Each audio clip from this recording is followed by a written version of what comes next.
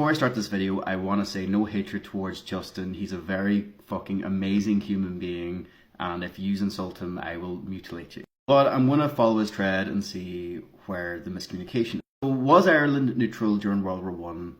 Technically, no. Ireland was not its own independent entity, the way that we think about it today. Ireland was still part of the kingdom of the United Kingdom of Britain and Ireland. Our government was based in Westminster. Our head of state was the King of England. In 1913, the British Parliament declared that Home Rule would kick in 1914, but World War One happened.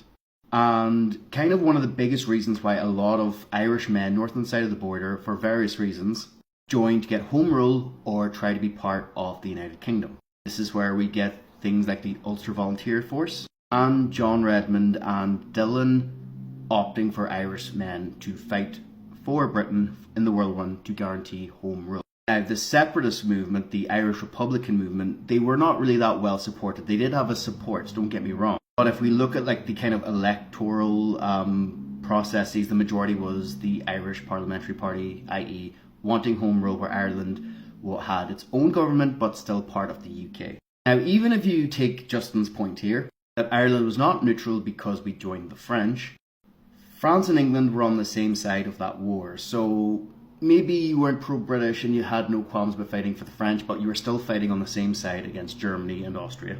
There was talk about Ireland declaring war during that time. Yes, Ireland did host an insurrection, the 1916 Rising, but it wouldn't really have been as well supported. When Padraig Pearse read the Irish Proclamation on the steps of the GPO, a lot of people laughed at him.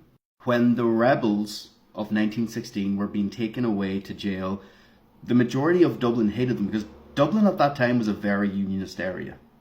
It was only until the rebels were executed, I think it was specifically James Connolly, that public opinion changed from unionist to Irish separatism. And we see that in the 1919 election, where the Irish Parliamentary Party lost a lot of their seats and Sinn Féin became the majority party of Ireland. And then we'd find Dáil Éireann, which is now our government.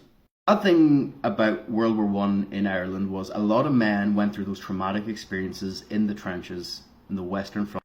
And they came back and they couldn't talk about their experiences because the public opinion shifted.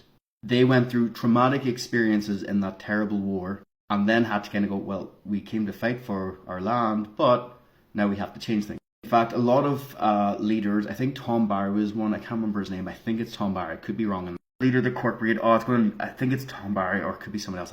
You will have to tell me, I forget. A lot of the leaders of the IRA that fought for Irish independence in the Anglo-Irish War, a lot of them did train in the British Army. So, yeah, it is what it is.